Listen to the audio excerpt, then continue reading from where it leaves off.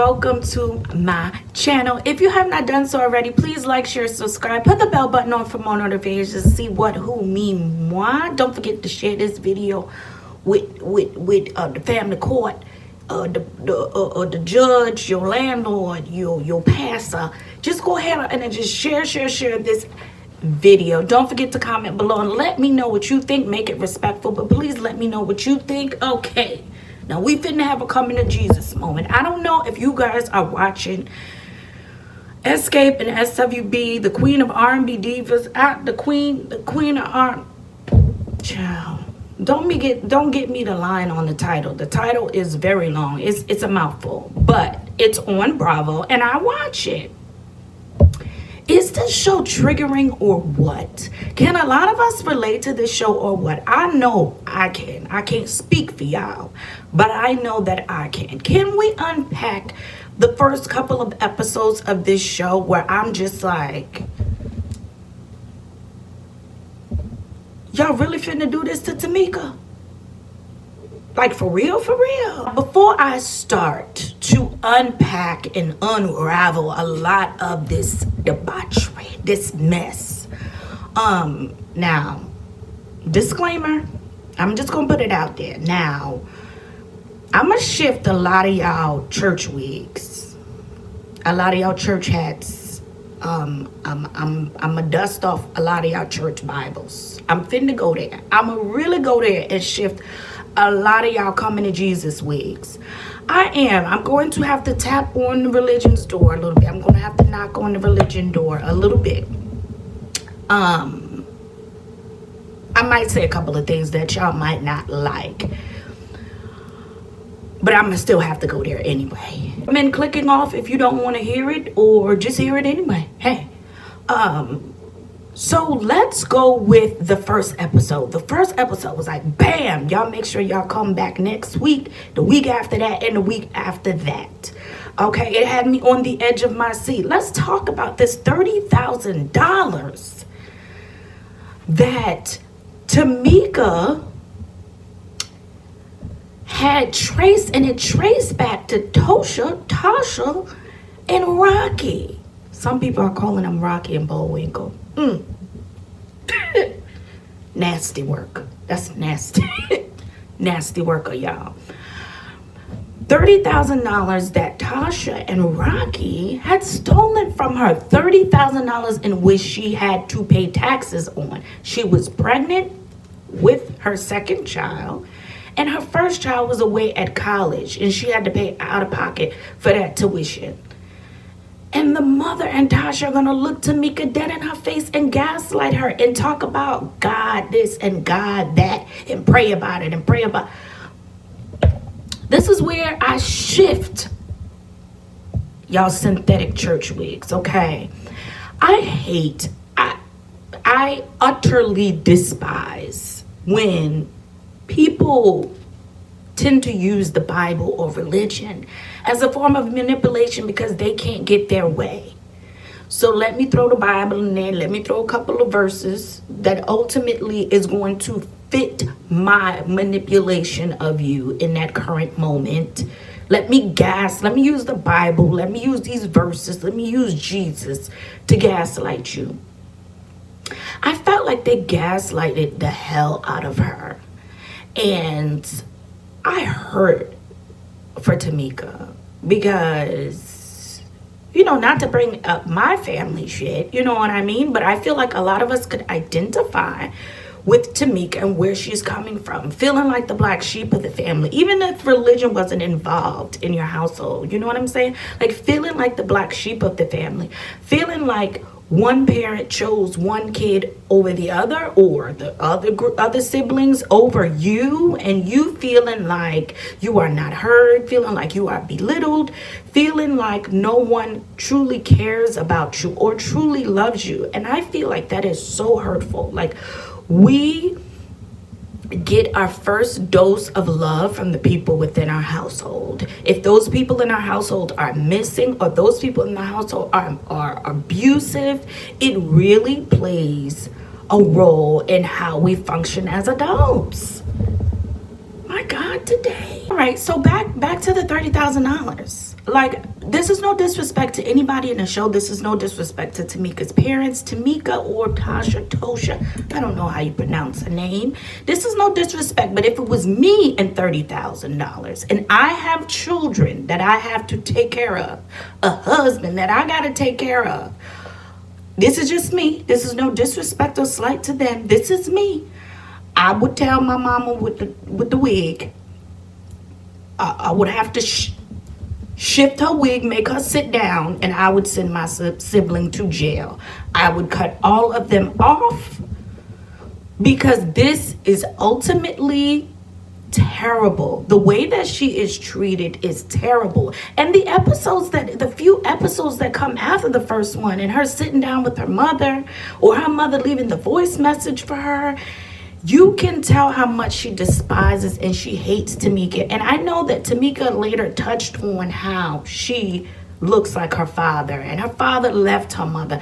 Now, when you're talking about divorce, when you're talking about single parents, we love to talk about the absentee father, the ain't shit father, the deadbeat dad. He just left and went to go get the milk and they never came back, okay?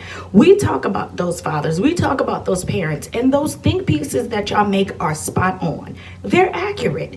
And ancient parents, the parents that leave and just isolate themselves and refuse to take care of their children or the responsibility, they should be called out. But I don't think we talk enough about the Bible thumping narcissistic mothers that are left to raise the children. Even if the father's in the household and just not active, the Bible thumping narcissistic mothers. And I don't think we have those conversations enough for me. I'm not calling their mother a narcissist because I really don't know her personally, but from a viewer's perspective, that is what I get from watching it. And even if there's no narcissism in there, it's talk about manipulation, gaslighting. It's a lot of that going on from what we see. I feel like this. Tasha plays on the fact that, this is just my observation, I feel like Tasha plays on the fact that her mother doesn't care for Tamika. And she plays up on that. Now, I'm going to be mentioning the $30,000 because I don't know why I feel like I lost $30,000. Baby, I feel like it's my damn money. So I'm going to mention it a lot throughout here. So hold your wig caps because I'm going to mention it a lot, okay? I feel like a part of me kind of sort of feels like maybe the mother also took a portion of that money. Is it just me that kind of felt like that? Like, damn, did you take the money too? Talking about, oh, your sister probably really needed. I'm pregnant with your grandchild. Your oldest grandchild is away in college. And you trying to tell me that she needed the money more than me? And I have to pay taxes on it? Somebody would be in jail, locked up. They wouldn't let you out. Where's your lawyer? Somebody would have been in jail, and my mama would have had to go too. Sorry, my mom would have had to go too. She had something to do with that, because right is right and wrong is wrong. I'm a parent of two beautiful, amazing Black young girls, and there is no way I would pin one child against the other. Right is right and wrong is wrong. Whoever was wrong in that instance is going to have to be called out. And no 30, and if one daughter's right is right and wrong is wrong. The fact that you feel the need to choose a side when it comes to your children is disgusting. It's deplorable. It's the most disgusting thing you can do as a kid, to make a child feel like you love one more than the other. You treat one better than you treat the other. It's so disgusting. It's nasty, disgusting. And to me, that's sometimes worse than any parent that can walk out and never return. I feel like the matriarch of the family, the mother, like the head person of that entire lineage, right? I feel like when you are the matriarch, you have a position that you have to play in keeping the family together as much as possible. Now, you are playing a huge role. It's a domino effect. You not liking and loving your daughter the way she needs to be liked and loved, and pitting the two kids against each other, the two kids are going to have issues when it comes to their sisterhood. And it starts with the head of the house. It starts with the head of the lineage. And it's a responsibility that the mother plays that she just completely dropped the ball on. And tons of mothers like her, I don't know her personally, just from a viewer's perspective, a lot of mothers like her continue to drop the ball because they just hate their daughters. Maybe they love them sons, but they just be hating their daughters in certain situations. In this case, Tamika is hated. And everybody's like, oh, Ayala needs to fix this. Ayala needs to unpack. No, Ayala needs to mind her business and stop helping these people that don't really want to get help.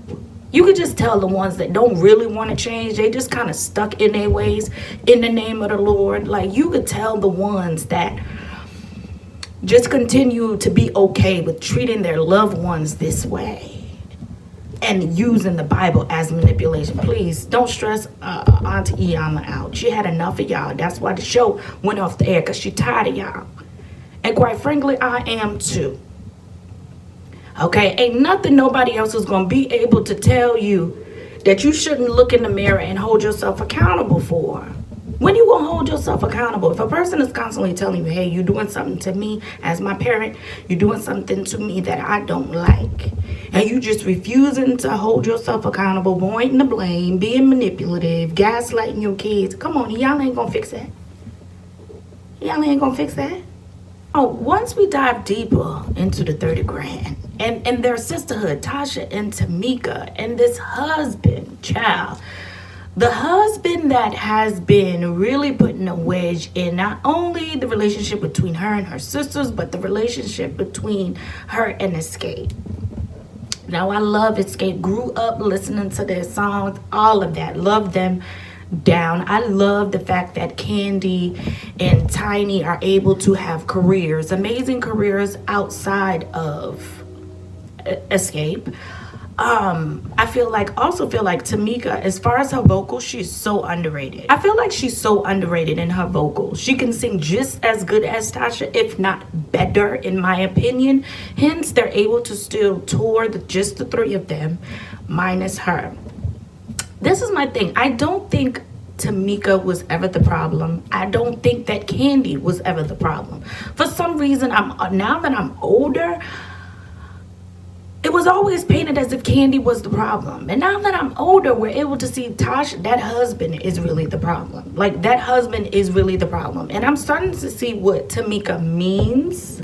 It's like when you go against the mother and Tasha, or even Rocky, there's consequences and repercussions, and they will make your life a living hell. We are seeing it unravel on the show. We're just seeing it unravel on the show. Now, it was one scene in an episode where she was talking to, like, the executive producers was talking to Tasha, and all of a sudden her husband comes and whispers something in her ear. And then he openly admits, I'm telling her what to say. I feel like all around it is so much manipulation going on that I feel it's just terrible. And I ultimately feel like, for Tasha, I feel like Tasha, she want to feel like Beyonce. And I mean, who don't want to feel like Beyonce? I mean, it's Beyonce.